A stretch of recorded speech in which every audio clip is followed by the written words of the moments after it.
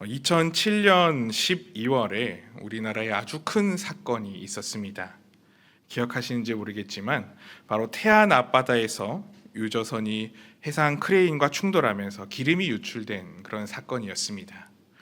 그때 약 1만 톤 이상의 원유가 바다로 흘러나왔는데, 그렇게 유출된 기름은 1997년부터 10년간 유출된 그 기름을 다 합친 것보다 더 많은 양이었다고 합니다.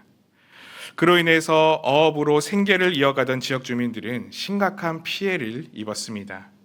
해변 모래에도 기름이 뒤덮이고, 또 그 앞에 어패류와 해양 생태계가 큰 피해를 입게 됩니다. 이 사고를 바라본 전문가들은 그 태안의 생태계에 대해서 매우 어두운 전망을 했었습니다. 과거 세계에서 있었던 대형 원유 유출 사고 사례를 기준으로 볼 때에 그 태안은 회복까지 걸리는데 20년이 넘게 걸릴 것이다 라는 분석도 있었습니다. 그리고 심각한 지역은 수십 년이 지나도 완전 복원되기 어려울 수도 있다라고도 이야기를 합니다. 그래서 이 태안 지역은 마찬가지로 장기간 생태 피해를 겪을 것이라고 모두가 우려했었습니다. 왜냐하면 이 원유는 단순히 물 위에 떠 있다가 사라지는 것이 아니라 모래에 깊숙이 침투하고 바위 틈에 남아서 오랫동안 그 독성을 방출하기 때문입니다. 그런데 그렇게 절망 가운데 있을 때 그곳에 놀라운 변화가 시작됩니다. 그 안타까운 뉴스를 본 국민들이 움직이기 시작했던 것입니다. 전국 각지에서 자원봉사를 하기 위해 그 태안으로 몰려들었습니다. 학생이며 직장이며 군인이며 구분할 것 없이 약 123만 명 이상의 자원봉사자들이 찾아와서 함께 방제 작업을 하기 시작했습니다. 그들이 한 일은 사실 특별한 장비를 사용해서 봉사를 한 것이 아니었습니다. 그저 헝겊을 들고 또 사용하지 않는 옷가지들을 들고 바위 틈 자갈 사이에 박힌 기름을 무릎 꿇고 하나하나 닦아내었습니다. 이것은 커다란 기계가 할 수 없는 일이었고 오직 사람의 손으로만 가능한 일이었습니다. 이런 놀라운 일이 일어나게 되자 예상보다 훨씬 빠르게 그 태안은 회복되기 시작했습니다. 그렇게 회복이 오래 걸릴 것이라는 추측을 깨고 3년이 지난 후부터는 생태계가 점점 회복되기 시작하였고, 또 7년이 지났을 때에는 잔존 기름이 거의 사라진 것으로 평가되기도 했었습니다. 그 큰 사건을 보고 남의 일로 생각하지 않고 나의 일로 생각하며 긍휼과 안타까운 마음을 품고 움직이는 그 도움의 손길들로 인해서 놀라운 회복의 역사가 그곳에 시작된 것을 우리가 함께 보았던 것입니다. 하나님께서는 지금 우리에게도 이런 마음을 품고 살아가기를 원하십니다. 이 땅을 사랑과 긍휼의 마음을 품고 바라보시는 그 하나님의 마음을 우리도 함께 가져야 한다고 말씀하시고 계십니다. 바로 오늘 말씀의 느헤미야처럼 말입니다. 오늘 우리가 함께 말씀을 읽은 느헤미야는 바로 이런 마음을 품고 있는 사람이었습니다. 하나님의 마음을 품고 그 하나님의 그 마음으로 온 세상을 바라보았던 사람이었습니다. 사실 느헤미야는 남유다가 바벨론에 의해 멸망하고 또 그 바벨론이 페르시아에 의해 멸망당한 뒤의 시대, 그래서 시기적으로 보면 남유다가 멸망한 후 약 140년 뒤의 시대의 사람입니다. 그렇기 때문에 이 느헤미야는 예루살렘에 살아본 적도 없었고 또 예루살렘이 무너지는 것을 보고 경험한 세대도 아니었습니다. 어찌 보면 전혀 그 예루살렘과 상관없는 그런 삶을 살아가고 있는 사람이기도 했고, 그래서 예루살렘에 대해서는 마치 남의 이야기를 듣는 것과 같은 그런 생각을 가질 법한 그런 환경 속에 있었던 사람입니다. 그런데 그가 어느 날 형제 하나니를 통해 유다와 예루살렘의 소식을 전해 듣습니다. 그 소식은 오늘 본문 2절에서 3절 말씀에서 말씀하는 이런 소식이었습니다. 내 형제들 가운데 하나인 하나니가 두어 사람과 함께 유다에서 내게 이를 얻기로 내가 그 사로잡힘을 면하고 남아있는 유다와 예루살렘 사람들의 형편을 물은즉 그들이 내게 이르되 사로잡힘을 면하고 남아있는 자들이 그 지방 거기에서 큰 환난을 당하고 능욕을 받으며 예루살렘 성은 허물어지고 성문들은 불탔다 하는지라. 느헤미야 이전에 이미 두 차례에 걸쳐서 예루살렘으로 귀환한 그런 무리들이 있었습니다. 그리고 또 그 이전에도 그 예루살렘에 이미 남아있던 이들도 있었습니다. 근데 그렇게 남아있던 예루살렘에 머무르게 된 그들이 아주 고생이 심하다는 소식을 이 느헤미야는 듣습니다. 아주 큰 환난을 당하고 업신여김을 당하고 있었다는 소식을 듣습니다. 왜냐하면 그 유다 공동체가 회복되는 것을 원치 않았던 그 대적들이 그들을 끊임없이 괴롭히고 있었을 뿐만이 아니라 그들의 울타리가 되어줄 도시의 성벽, 즉 여러 도적들의 약탈과 다른 나라의 침입으로부터 보호받을 수 있는 그 성벽과 성문이 무너져 있었기 때문이었습니다. 이렇게 성벽이 없다는 것은 자기 스스로를 보호할 수 있는 그런 방비가 없는 지경에 이르렀다는 것이었습니다. 그렇기 때문에 그들은 수많은 걱정과 두려움, 그리고 괴로움 속에서 간신히 그 명맥을 이어가고 있었고, 그런 안타까운 소식을 이 느헤미야가 전해 듣게 된 것입니다. 만약에 우리가 이런 소식을 들었다면 우리는 어떠했을까요? 이미 나는 예루살렘을 경험한 세대도 아니고 지금은 아주 멀리서 잘 살고 있는 그런 상태에서 이런 소식을 들었다면 우리는 과연 어떻게 반응을 하겠습니까? 특히 오늘 1장 11절의 마지막을 보면 이 당시 느헤미야는 페르시아의 아닥사스다 왕의 술 맡은 관원이었다고 말씀합니다. 고대 사회에서 왕이 먹는 음식과 관련된 일을 하는 사람은 왕이 가장 신뢰하는, 가장 믿을 수 있는 최측근들만 할 수 있는 일이었습니다. 늘 독극물을 통한 암살의 위협을 당하는 것이 바로 왕의 이치였기 때문에 그들이 먹는 음식은 그들이 믿을 수 있는 이들이 맡아야만 했습니다. 그래서 그런 그들은 아주 지위도 높고 왕의 신임도 받으며 아마 남부러울 것 없는 생활을 할 수 있는 그런 높은 관직의 사람들이었을 것입니다. 그렇게 잘 살고 있는 상태에 있을 때 어쩌면 더 이상 저기 멀리 있는 내가 한 번도 가보지 않은 그런 예루살렘을 신경 쓰지 않아도 될 정도의 그 삶을 살고 있을 때 이런 소식을 우리가 듣는다면 우리는 과연 어떻게 행동하겠습니까? 아마 상관없다는 듯이 살아갈 수도 있지 않겠습니까? 그러나 느헤미야는 그 안에 하나님의 마음을 품고 있는 사람이었습니다. 하나님의 긍휼과 하나님의 애타는 그 사랑의 마음을 가지고 있는 사람이었습니다. 그래서 그는 예루살렘에 사는 백성들의 그 괴로운 삶의 소식을 외면하지 않습니다. 오늘 보면 4절 말씀을 보면 이렇게 말씀합니다. 내가 이 말을 듣고 앉아서 울고 수일 동안 슬퍼하며 느헤미야는 그 예루살렘의 환난을 보고 슬퍼하며 괴로워하였습니다.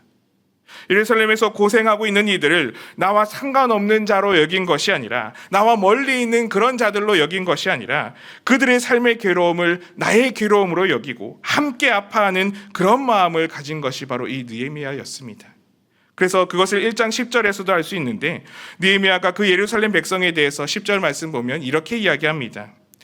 그들은 주께서 일찍이 큰 권능과 강한 손으로 구속하신 주의 종들이요 주의 백성이니이다. 그렇게 느헤미야는 그 예루살렘 백성들을 향해 긍휼과 슬픔과 사랑의 마음을 품었습니다. 나와 상관없는 사람이 아니라 나와 같이 하나님께서 택하신 백성, 하나님께서 택하신 주의 종들이라는 그 마음을 품을 수 있었기 때문이었습니다. 느헤미야는 이미 예루살렘과는 직접적인 관계가 없는 그런 상태의 사람이었지만 그래서 나는 잘 살 수 있고 그들의 문제는 그들이 해결해야지 하는 그런 생각을 가질 수도 있을 법한 위치에 있었지만 느헤미야는 그렇게 하지 않았습니다. 왜냐하면 느헤미야 안에는 예루살렘 안에 살아가는 백성들도 나와 함께 나와 같이 하나님의 나라를 이루어가는 믿음의 백성이다라고 하는 이 고백이 그 안에 있었기 때문이었습니다. 그래서 그들은 나와 멀리 있는 사람이 아니라 내가 함께 품어야 하는 사람이라는 이 사랑과 긍휼의 마음이 그 안에 가득할 수 있었던 것입니다. 우리도 느헤미야와 같은 이 마음을 품어야 합니다. 이런 슬픔과 이런 애통함이 우리 가운데도 있어야 합니다. 우리는 이 하나님의 마음을 담대히 품을 수 있어야 합니다. 하나님께서는 우리를 사랑하시는 것 같이 우리의 교회 공동체와 이 나라, 이 민족을 사랑하십니다. 이 교회와 이 나라, 이 땅은 하나님께서 세우셔서 이 시대에 하나님의 나라를 이루어가는 귀한 일을 감당하도록 부르심을 받은 그런 귀한 공동체입니다. 그렇기에 우리는 이 교회와 이 민족을 향해 하나님의 긍휼과 애타는 그 사랑의 마음을 가질 수 있어야 합니다. 나와 상관없는 공동체로 여기는 것이 아니라 여러 가지 문제로 인해 분열되고 갈등이 일어나며 사랑의 마음이 점점 식어가고 있는 이 땅을 하나님의 마음으로 바라보고 안타까운 가운데 눈물을 흘릴 수 있는 그런 우리가 되어야 하는 것입니다. 그리고 무엇보다 그 긍휼의 마음은 간절한 기도로 이어져야 합니다. 우리는 나만을 위해서 기도하는 것이 아니라 그 공동체를 위해 기도할 수 있는 기도의 사람이 되어야만 합니다. 오늘 느헤미야는 그저 울고 슬퍼하기만 한 것이 아니었습니다. 이어지는 1장 4절에서 6절의 말씀을 보면 그는 하나님 앞에 간절한 마음으로 기도합니다. 이렇게 기록했습니다. 내가 이 말을 듣고 앉아서 울고 수일 동안 슬퍼하며 하늘의 하나님 앞에 금식하며 기도하여 이르되 하늘의 하나님 여호와 크고 두려우신 하나님이여 주를 사랑하고 주의 계명을 지키는 자에게 언약을 지키시며 긍휼을 베푸시는 주여 간구하나이다.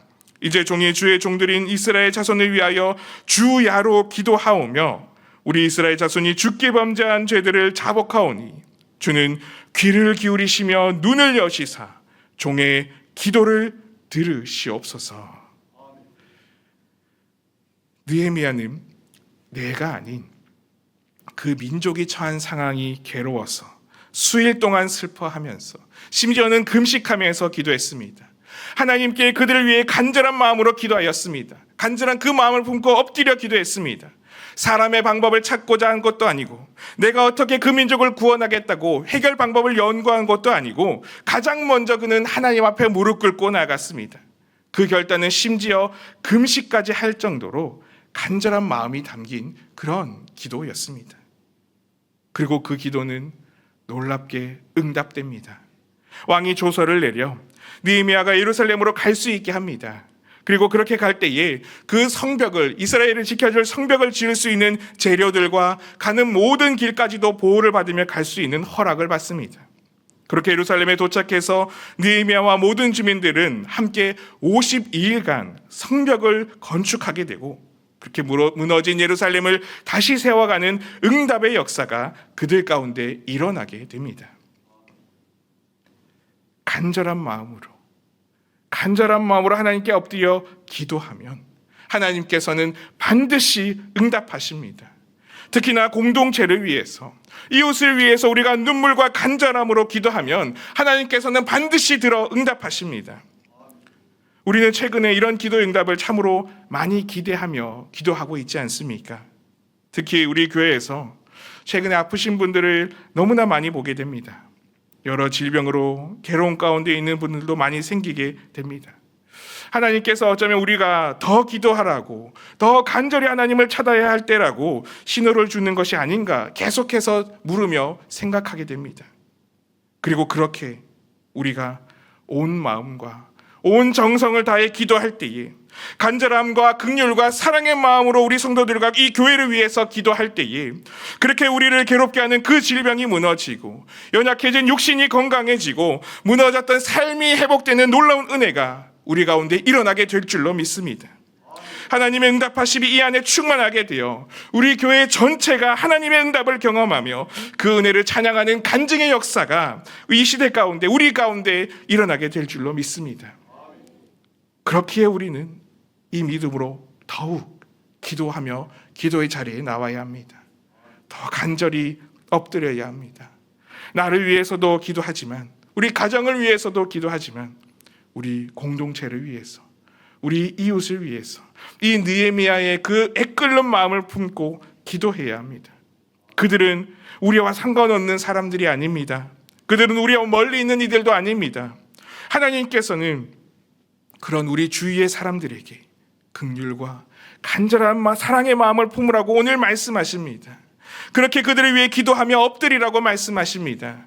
그것이 지금 우리가 품어야 하는 간절한 마음이고 우리가 기도해야 하는 분명한 이유입니다. 오늘 우리가 이 마음을 품고 한 마음으로 기도하며 나아갈 때에 우리 안에 놀라운 응답의 역사가 일어나게 될 줄로 믿습니다.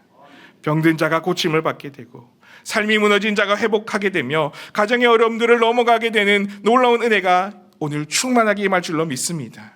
이 시간 그런 은혜로 기도하며 더 간절함으로 기도의 자리로 나아가는 겨우 복된 이 시간이 될 수 있기를 바랍니다. 우리 함께 기도하겠습니다.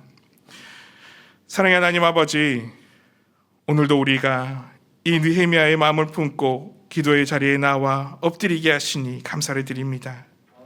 지금은 기도해야 할 때입니다. 긍휼의 은혜를 구해야 할 때입니다. 하나님의 말씀을 품고 엎드려야 할 때입니다. 우리에게 더욱 간절히 기도하라고 말씀하시는 그 하나님의 음성에 응답해야 할 때입니다. 우리가 그렇게 공동체를 위해서, 이웃을 위해서, 이 나라를 위해서 이 시간 간절히 기도하며 나아갈 수 있도록 우리 가운데 성령의 은혜를 더하여 주시옵소서. 그리고 그 기도들이 단 하나도 땅에 떨어지지 않게 하시며 응답되어 평안이 넘치도록 역사하여 주시옵소서.